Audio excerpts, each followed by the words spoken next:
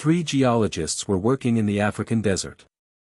Their job was to search for diamonds and old rocks. One day, their radar found something strange. There was something underground that looked like a volcanic pipe. They were very curious, so they went straight to the site. They saw a large pile of dirt. Thinking there was treasure inside, they broke it open. But they did not find diamonds. A strange and scary thing came out, and all three geologists died.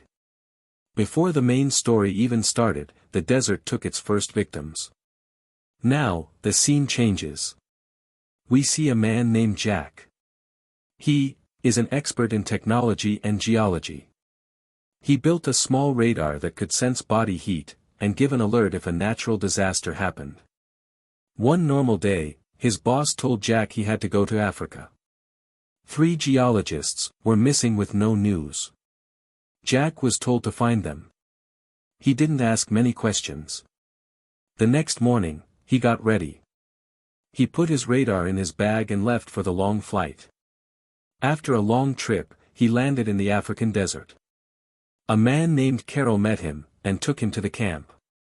At the camp, Jack met everyone: Carol, Mickey, Kurt, Titus, Magda, and their leader, Jan made it clear that he would not go on the mission. The camp was his job. The others packed their bags, put food, fuel, and weapons into the car, and went to find the missing men. After a long search, they found the geologist's car. But the men were nowhere to be seen. Instead, they found a scary sight. The three people were only bones. There was no flesh left on their bodies. This had all happened in just 6 hours. No normal animal could eat a human so quickly. There was another object nearby, a statue that looked like an ant's face. Everyone was deeply scared. But most of them thought a wild animal in the desert had done this. Night came, and everyone was tired. They went to sleep, but Jack couldn't sleep. He got up and climbed a sand hill to pass the time by sandboarding. After a while, Mickey also came. She said she couldn't sleep. They both started talking happily with each other. Jack liked Mickey, but he didn't say anything yet. Mickey got tired and went to sleep. Jack was standing alone when his radar started beeping. A large object was coming right at him. He looked to the side and saw something. A strange shadow was moving and coming toward him. Jack shouted, waking Carol and the others. When everyone arrived, nothing was there. The creature was gone.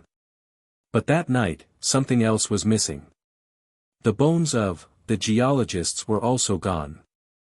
There was no trace. Carol got angry at Jack and blamed him for stealing the bones. Jack defended himself. He didn't do anything. Just then, the radar beeped again. Something was out there. Carol said, "Get in the car, let's chase it." Magda stopped them. "You can't catch anything in the dark. Wait for morning." Morning came, and the fog cleared. A figure appeared. It looked human, but was completely black. It did not look natural at all. Kurt fired his gun, and the creature vanished. When they got to the spot, the missing bones from last night were there. Now, everyone was more confused. Do bones move on their own? Titus stopped everyone. He had a story he was hiding, and now it was time to tell it. He talked about Isalu. It was a story, told in his village. Isalu is not just one monster. It is a whole group of flesh-eating ants. They eat human flesh and then use the bones as a disguise. This makes them look like one powerful, moving creature. This whole ant group has a queen. She is the real brain. All the other ants follow her orders. Human flesh is fed to the queen. Titus said that as a child, he found a boy in his village. The boy was only bones, with no flesh left. It was exactly like this. Titus never forgot it. And now, seeing this, he was sure it was Isalu. Everyone else ignored him. Some said, "These are just stories." Others said a crazy person did this. Titus stayed quiet, but fear was in his eyes. Suddenly, their car broke down. The engine died, and the radio went silent. There was no signal at all. Now, they were totally alone in the desert. They had one hope. A patrol car sometimes passed by. Everyone stopped and stayed there. They had no choice but to wait. They took turns keeping watch at night. Titus stayed awake. Kurt was asleep, in his sleeping bag. Suddenly, Titus felt something nearby. He tried to wake Kurt. He opened the bag, and saw a terrible sight in the dark night. Kurt was still alive, but Isalu was eating him from the inside. Titus yelled for help, but the monster grabbed Titus by the hand and crushed it. Everyone else came running and pulled Titus away. Mickey, Magda, and Jack took him to the car. Carol attacked Isalu with whatever he had. It was no use. The ants moved together, and bullets do not stop them. Jack thought fast and threw gasoline near the car. Isalu backed away for a while. But Isalu did not give up easily. It came back. Jack got out to throw more gas. Carol was with him. They both saw Isalu joining human bones together to make a human shape. It was taking its true form. Now, there was no doubt. Titus told the truth. Carol raised his gun, but Jack stopped him.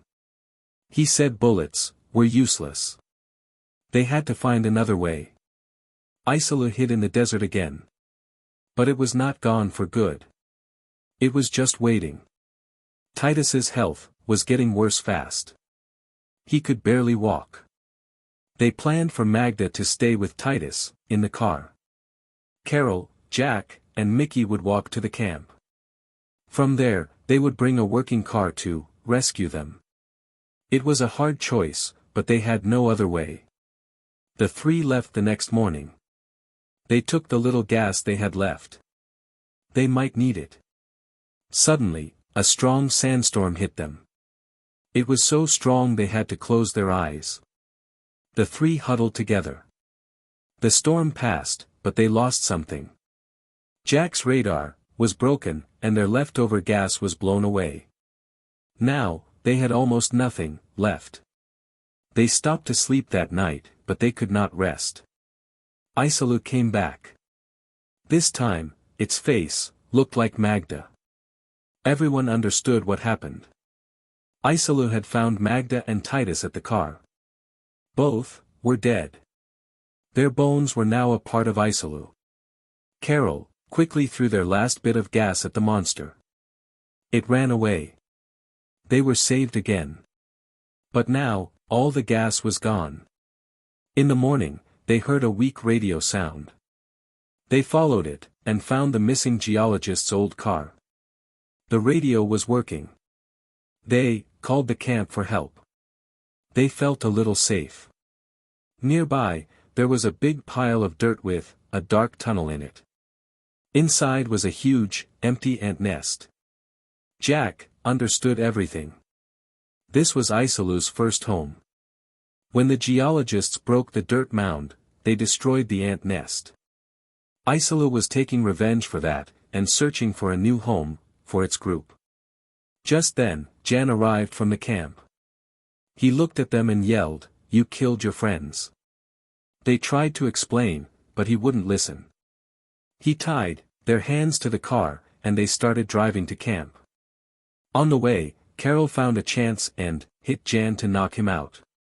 Carol untied everyone. Jan was tied up instead.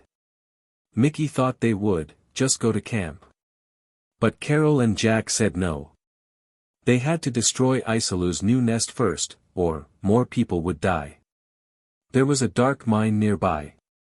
They were sure it was Isalu's new home. Carol grabbed some explosive liquid.